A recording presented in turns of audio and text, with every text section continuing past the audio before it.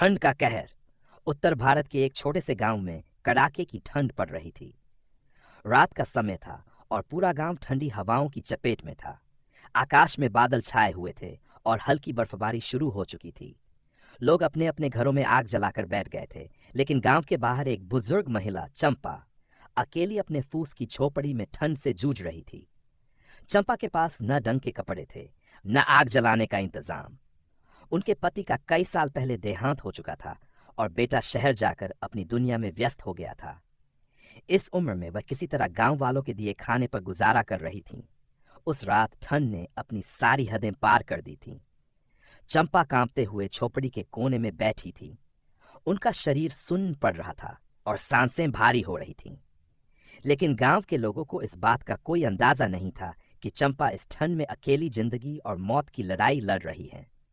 उधर गांव के बीच में सूरज नाम का एक युवक अपने घर के बाहर अलाव जलाकर बैठा था। उसने अपने दादाजी से बचपन में सुना था कि ठंड से बचाने के लिए थोड़ी सी आग किसी की जान बचा सकती है। सूरज को अचानक चंपा दादी का ख्याल आया। उसने सोचा, इस ठंड में उनके पास आग जलाने का कोई साधन नहीं होगा। सूरज जल्दी से अपने घर से एक कंबल, कुछ लकड़ियां और गर्म दूध लेकर चंपा दादी की झोपड़ी की ओर दौड़ पड़ा। जब वह वहां पहुंचा तो उसने देखा कि चंपा दादी ठंड से बेसुध हो रही थीं। सूरज ने तुरंत आग जलाकर दादी को कंबल ओढ़ाया और गर्म दूध पिलाया। धीरे धीरे चंपा की हालत सुधरने लगी। तब सूरज ने दादी से पूछा, हम मकर संक्रांति का त्योहार क्यों मनाते हैं? चंपा दादी ने कहा, बहुत समय पहले की बात है बेटा। जब शनिदेव का जन्म माता छाया से हुआ था तो वह बिल्कुल काले रंग के उत्पन्न हुए थे।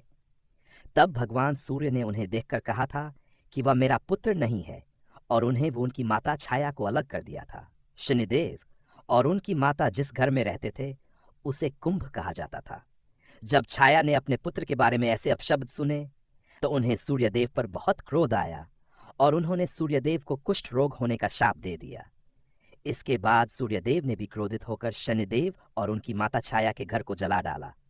बाद में सूर्यदेव को कुष्ठ रोग की समस्या उनके पुत्र यम ने सही की।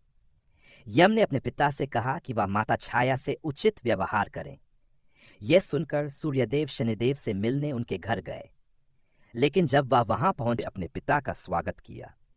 सूर्यदेव उनके इस सत्कार से अति प्रसन्न हुए और शनिदेव को मकर नाम का घर दिया। इस कारण शनिदेव को मकर और कुंभ राशियों का स्वामी कहा जाता है। सूर्यदेव ने यह भी कहा कि जब वह मकर राशि में प्रवेश करेंगे तो उस दिन को धन धान्य और सुख समृद्धि से भरपूर किया जाएगा। यही कारण है कि हर साल मकर